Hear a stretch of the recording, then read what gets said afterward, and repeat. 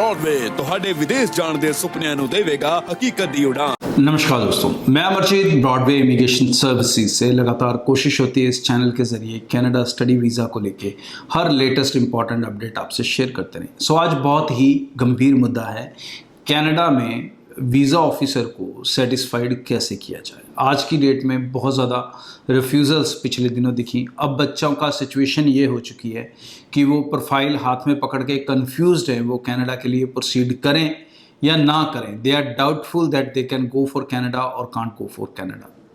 देखिए, कनाडा जाना हर बच्चे की इच्छा है, डेफिनेटली उसके बड़े बेनिफिट हैं, बहुत इजी सेटलमेंट हो जाती है, आगे का भविष्य ज़्यादा सेफ दिख रहा है बच्चों को। सो डेफिनेटली कनाडा जाओ, it is undoubtedly a number 1 country to study इन।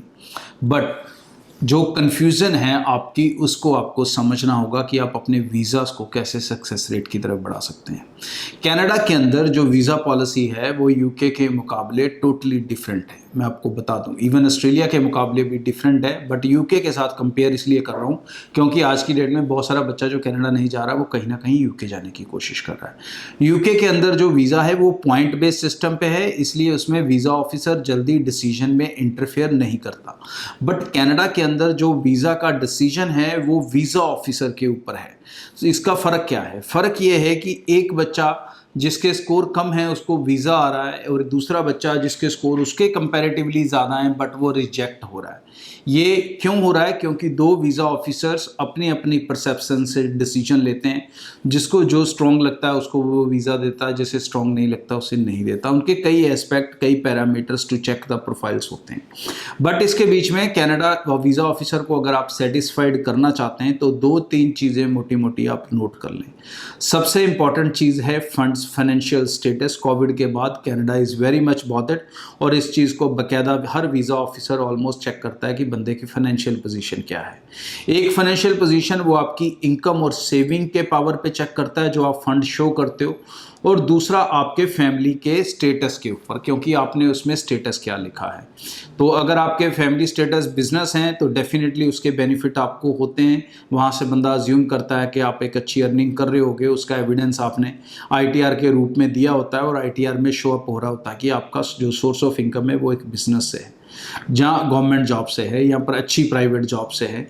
वो आपकी जो आईटीआर के अंदर इस सोर्स ऑफ इनकम है दैट आल्सो डिफाइन, मतलब आपके पेरेंट्स का करियर क्या है, that also defines your success rate somewhere, not 100%, but इसका इम्पैक्ट है।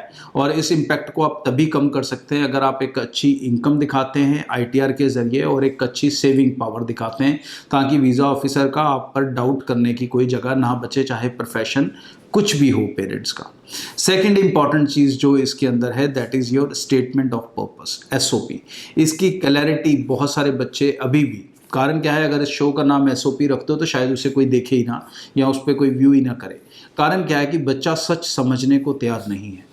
वो सिर्फ उस एजेंट, उस यूट्यूबर को पसंद करेगा जो उसे कहेगा कि हाँ तू फाइल लगा दे, कोई चक्कर नहीं, भगवान है, रब है, फलाना है। ऐसे नहीं होता। टेक्निकल चीज़ों को समझना पड़ेगा। पॉजिटिविटी का मतलब ये नहीं होता कि हम किसी के कहने पे मोटिवेट होकर, इन्फ्लुएंस होकर कुएं में शाल लगा दें। सो मोटिवेट होने का मतलब ये होता है कि हम अच्छे से समझें और जो हमारे लिए चीज़ें अच्छी हैं हम उनको एग्जीक्यूट करें और उनके ऊपर हम वर्कआउट करें। सो जो हमारी वीकनेस है उसको हम स्ट्रेंथ में बदलें।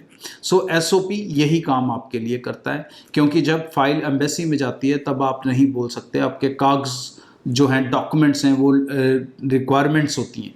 बट जो एसओपी है वो आपके बिहाफ पे वीज़ा ऑफिसर को अपनी बात कहता है, आपकी बात कहता है। सो उसमें जो आप अपनी बात लिखोगे उसके बड़े मायने हैं। सो एसओपी को अंडर एस्टिमेट करना एक बड़ी भूल है। एसओपी के अंदर मेजर जो भी जर्नल लिखे जाते हैं, स्टैटिक लिखे जाते हैं, एसओपीज वो तो आप सारे लिखते हो, आपके कंसल्टेंट्स भी लिखते हैं, बट उसमें जो मेजर पार्ट्स हैं उनके ऊपर ज़रूर ध्यान दें। आपके कोर्स के फ्यूचर प्रोस्पेक्टिव्स इंडिया में क्या हैं, that should be clearly defined. आप उसमें ये ज़रूर डिफ़ाइन करो कि जो आप कोर्स करने जा रहे हो सेमेस्टर वाइज उसको डिफ़ाइन करो कि मैं इस सेमेस्टर में ये पढ़ूंगा और इससे मैं ये सीखूंगा, फिर सेकंड सेमेस्टर में मैं ये पढ़ूंगा, ये सीखूंगा, थर्ड सेमेस्टर में ये पढ़ूंगा, ये सीखूंगा, and this is how I will gain my target, मतलब जो भी आप अल्टीमेटली उस कोर्स में से निकालना चाहते हैं for your future career, and future career options कैसे वो कोर्स आपके लिए बढ़ा रहा है, कौन कौन सी स्किल्स आप में एडअप कर रहा है, ये सारी चीज़ों को एसओपी को टेक्निकल साइड से लिखना होगा। Then only you can have a better expectations of your visa result. इस चीज़ को आप लोगों को समझ के चलना ही होगा। इसके लिए कोर्स का प्रोग्रेशन होना ज़रूरी है, कोर्स की रेलेवेंसी होनी ज़रूरी है। ये मेजर सेक्शन है। अगर ये दो चीज़ें आपकी सही होंगी तभी आप एक स्ट्रॉन्ग एसओपी लिख सकेंगे, और उसके साथ आपके एकेडमिक्स अच्छे होंगे तभी आप उस बात को एक फैक्टफुली सपोर्ट कर सकेंगे। आगे भी इस चैनल के जरिए स्टडी वीज़ा को लेके हर लेटेस्ट इंपॉर्टेंट अपडेट इन्फॉर्मेशन आपको साथ शेयर करते रहेंगे। ब्रॉडवे के साथ अप्लाई करना चाहते हैं तो हमारे ऑफिस पूरे नॉर्थ इंडिया में हैं। सो आप हमें जम्मू में, पंजाब के कई शहरों में, हरियाणा में, न्यू दिल्ली नेताजी सुभाष पैलेस और अहमदाबाद गुजरात ऑफिस में आके मिल सकते हैं। और मैं पर्सनली 11 तारीख को अहमदाबाद ऑफिस रहूँगा और 13 तारीख को न्यू दिल्ली ऑफिस। सो जो दोस्त मिलना चाहते हैं वो मेरे से पर्सनली आके वहाँ पर मिल सकेंगे। अपनी अपॉइंटमेंट्स आप टीम के साथ बना सकते हो, लेकिन चैनल को सब्सक्राइब करने बिल्कुल ना भूलें। इस चैनल के ज़रिए आप रेगुलर अपडेट्स लेते रहेंगे। प्लस इसमें मैं इवनिंग में लाइव सेशन करता हूँ। उस लाइव सेशन में आके आप जो भी आपके क्वेश्चन और डाउट्स हैं उनको मेरे साथ डायरेक्टली दूर कर सकते हैं। आज के लिए इतना, थैंक यू। ब्रॉडवे ਤੁਹਾਡੇ ਵਿਦੇਸ਼ ਜਾਣ ਦੇ ਸੁਪਨਿਆਂ ਨੂੰ ਦੇਵੇਗਾ ਹਕੀਕਤ ਦੀ ਉਡਾਨ।